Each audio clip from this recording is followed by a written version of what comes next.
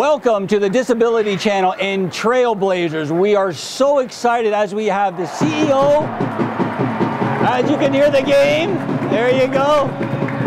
So we have the CEO, we have the philanthropist, and we have an all-around good guy from Paramount Fine Food Center, Mohamad Fakih. Mohamad, thank you for being on the show today. Thank you for having me. As you can tell, it's really loud. We're here in the private box, Mississauga, courtesy of Pat Sato, Bonnie Crombie, Matt Mahoney. I want to thank the counselors. I want to thank the city of Mississauga. What they're doing for us today is showcasing awareness during the OHL hockey game. We're here with Mississauga Steelheads versus Sudbury Wolves, two legendary hockey teams. Again, we're here at the Paramount Fine Food Center. We're here with a philanthropist, and what a gentleman, Mohamad. Thank you so much once again. Thank you again. Thank you for having me. We are so honored. We are so excited to have you on our platform. This gentleman, I cannot say enough about his kindness, his business savvy, and his vision. Mohamad, please give our viewers a little bit of a template of your background, and then we'll jump right into it. Well, thank you very much for having me, and I'm very happy to meet your team and the hard work that you guys do as well. I arrived in Canada in 1999. I landed in Pearson Airport with nothing, $2,000 in my pocket, and I lived in a basement apartment, shared a basement apartment with two people, and to pay rent, I had to teach French to the landlord's daughter because I didn't have any money. And I had finished university in Italy. I was a gemologist, so I had a master's degree in geology. I'm a gemologist per trade, but every time I applied for a job as a gemologist, people will not respect my education, and they thought my experience was less than any Canadian experience. So I had no other ways but to learn better the language, the country, the customs, by going and applying for a coffee shop job. So I ended up working at a coffee shop. Wow. And they wouldn't take me even a daytime job, so I ended up applying for a night shift. And I worked at a coffee shop nighttime, and you know how difficult to work, especially weekends, yes, and the night times, and that was my only way to understand, learn Canada and Canadians. Yeah. And yet I used to go every morning during the day and apply at this jewelry store at the Eaton Center. And I used to go and say to him, "Hi, I'm Mohamad, and I'm applying for." I said, "Mohamad, I know you. You came yesterday." And I said, "Yeah, but maybe somebody else quit or something, or somebody got sick, and I really need that job." And until one day I figured out that he's never gonna hire me. So I asked him if he will hire me for free, and he actually agreed. So I got a job for free during the day, and a paid a job at a coffee shop at night, and that was my only way to showcase my experience. And I had an international experience. I had a certification as an international gemologist, yet nobody was giving me an opportunity. Wow. And based on my lessons in life, as soon as I became someone that owned a little business, I committed, and I had an oath inside of me that I'm gonna give people an opportunity. I'm gonna help people to get the first opportunity in their life, because I didn't want people to go through what I went through. So 4 months in, across the street from the Eden Center, another jewelry store owner came and offered me a paid job, and that job was a very good job. So I left the coffee time job, yeah, and I committed to the jewelry business, where really was my expertise. Another couple months in, I met a lady that she loved how honest I was in business. She was buying a Rolex watch, yet she owned some silver jewelry stores. So I helped her very well. I was very honest with her. I suggested her on a watch that was less money than the watch that she wanted. A month after, she came back and she said, "I want to employ you. I want to give you a job." And I said to her, "No, I want partnership." And she said, "That's crazy. No, you're not gonna." And I still wonder my audacity until now, like somebody that just came from a new country to Canada and asking someone to trust them and partner with them. But yet she did accept. She gave me a less paid job and a little bit of percentage in her business. And I was committed to work very hard. I slept in my car some nights. Wow. I worked day and night, and I made it very successful for me and for her. And from there, I started all my business life. I got involved in building homes as well. And one day my wife called me and she said that there is a couple coming over for dinner and she would like to offer them some Middle Eastern dessert. Oh! And she pointed out this bakery called Paramount.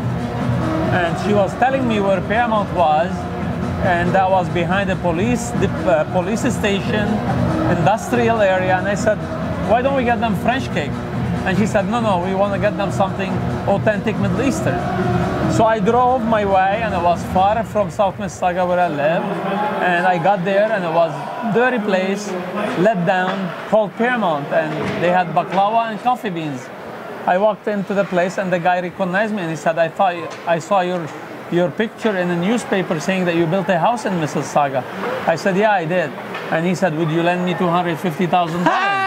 I said, no, I won't, because I don't know you. I just want baklava, right? And he said, well, if you don't help me and the employees here will have to be kicked out of Canada, because we will bankrupt by Thursday, and all of us were on a business visa, and if we no longer own the business, we're going to be out of the country. But you're just a customer, no? And I'm like, I really just want baklava. I don't know what to do with it.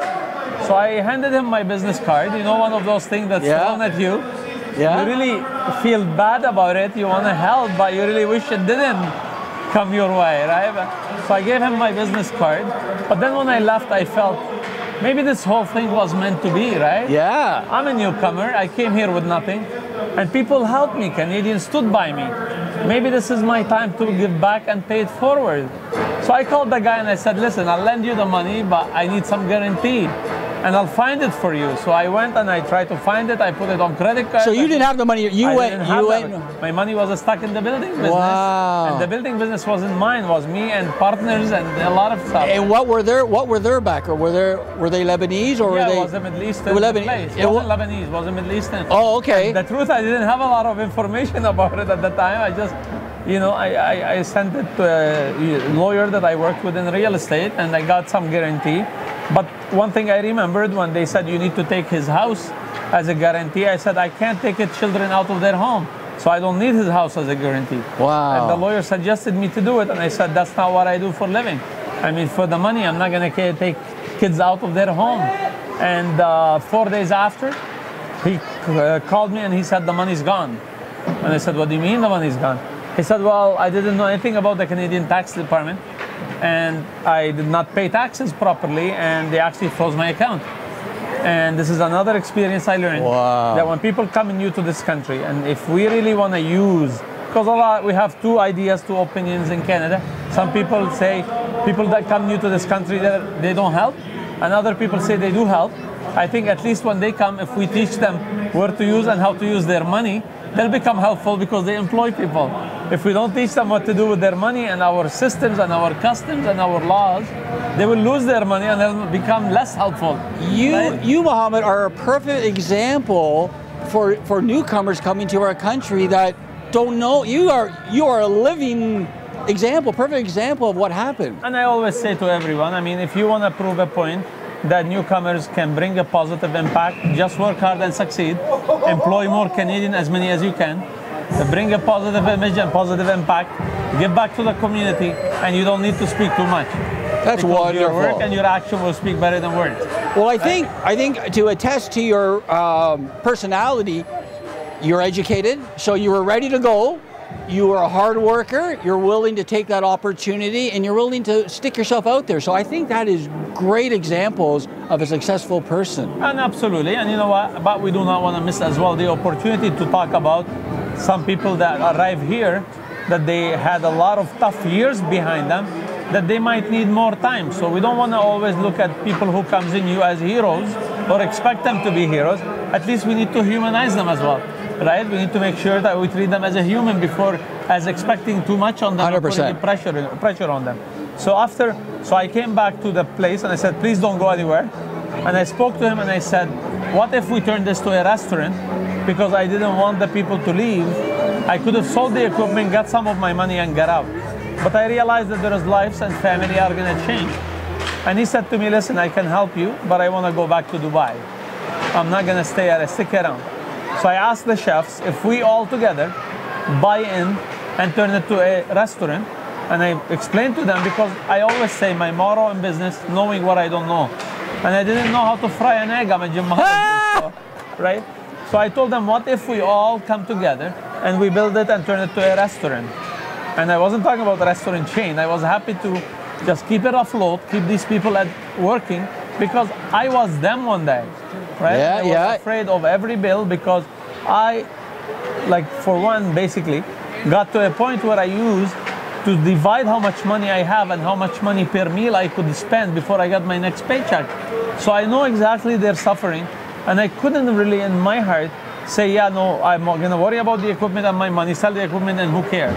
No, it was a call for me to understand that this is the time where I need to give back to Canada and give back to people that needed help. And I did, and you know what? It's something that I didn't want to do, something that I didn't choose to do, but it turned to be my calling in life. That is wonderful. And my meaning in life, right? And today Paramount has over 71 locations worldwide. We have over 2,500 employees. We take a pride that we are a very inclusive team of everyone. We have biggest percentage of people that works with us are females and are Canadian, but yet we hire everyone from every different color, different background, different religion, based simply on skills, not where you come from, what you believe only. As long as you belong to the culture of Paramount, which is a culture of giving back to the community, we have a culture of working hard, working with heart, and giving back with everything, not with money only. And a message to everyone, with your viewers and none, if you complain you don't have money and that's why you don't give back, the only way you don't give back because you do not want to give back. People can give back their time, people can give back their knowledge, people can give back with a smile. You can give back by simply listening to others. So the only way you think you don't have anything that to give back with is you not wanting to give back. Very well said. So you don't need the money to give back. You need to just have the heart and believe in giving back, and then you will be ready to give back and you will find a way. That is very well said, Mohamad. Very well said. From there, like you see, from someone that arrived here from 1999, you look around you today. It's beautiful. Paramount Fine Food Center. Yeah, I cried when they put up the sign, definitely. Let's jump ahead to today. So tell us how you connected with the center. How did that happen? Well, how can you connect with the city, the people of the city, that they actually adopted your business, adopted you, supported you? Like I always say, people look at their mirror and say, yes, I'm successful. No, you're not. If you want to be successful, you need to have a great team surrounding you. You need to have a great community believing in you. You need to have people that believe in you, your culture, and people don't buy a product because they love the product. People buy a product because they enjoy the experience that they get out of the product, but they enjoy supporting companies that they belong to. They feel like they buy into their ethics, their principle. People today wants to support companies with purpose that they resonate with and they buy in with. And Paramount, part of our purpose, part of the DNA of the company is giving back to the community. Well, like I landed in Pearson Airport, that's Mississauga. My first location is in Mississauga. I married from a girl in Mississauga. Well, it's all over Mississauga. And when I heard there is an issue with the Hershey basically renewing, I jumped up and down. When Hershey thought their agreement is a problem, I thought their agreement is a solution. The agreement is sending a love message to the next generation of Mississauga that Paramount is here to stay, to support the kids, the sport, the city, and to be there when there is a problem. Every time you want to look for a friend, every time you want to look for somebody to marry to, every time you want to hire somebody, every time you want to partner with somebody, look for people that are beside you when there is a problem. Everyone in the street will high five when there is no problem. That's true. Very little people are beside you when there is a problem. And I'm not saying us taking the naming right and the food in Paramount Fine Food Center, we came to resolve a problem.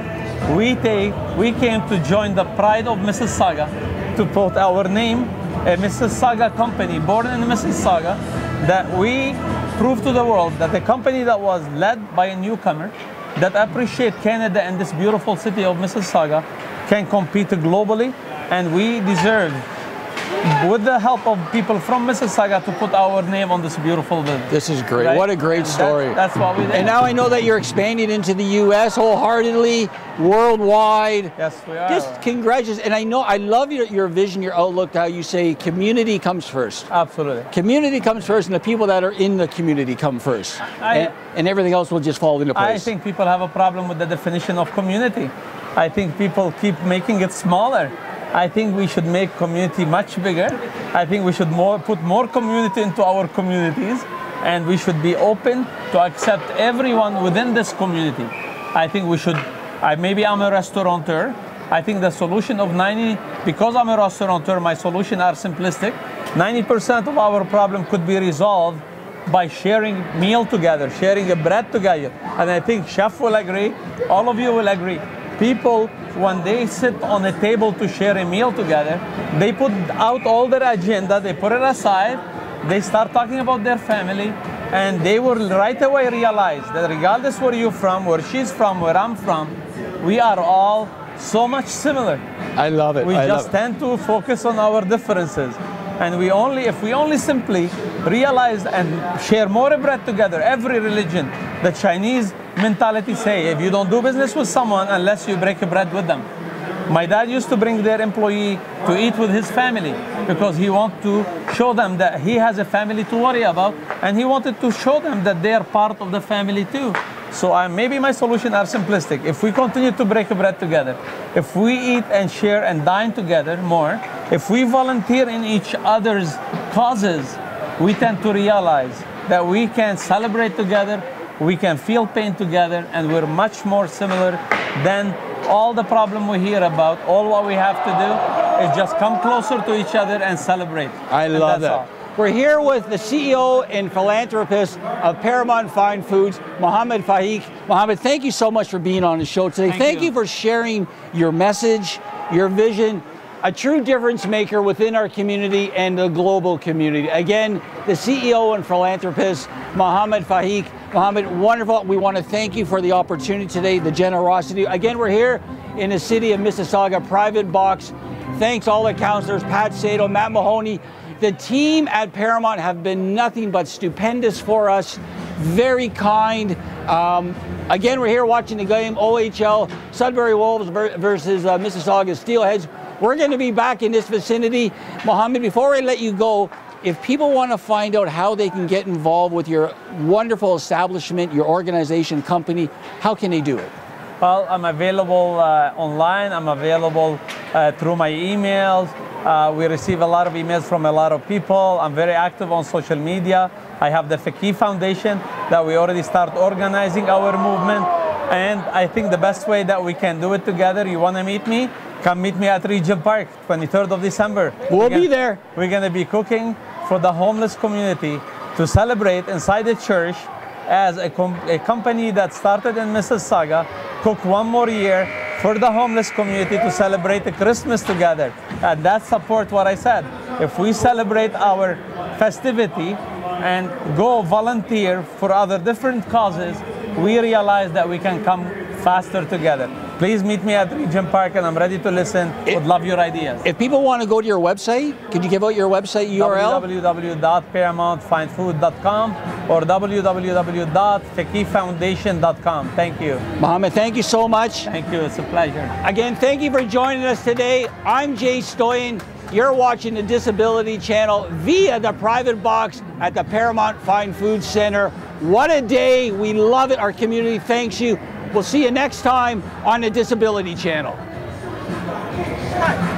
Thank you, sir. No, thank you so much. Thank you.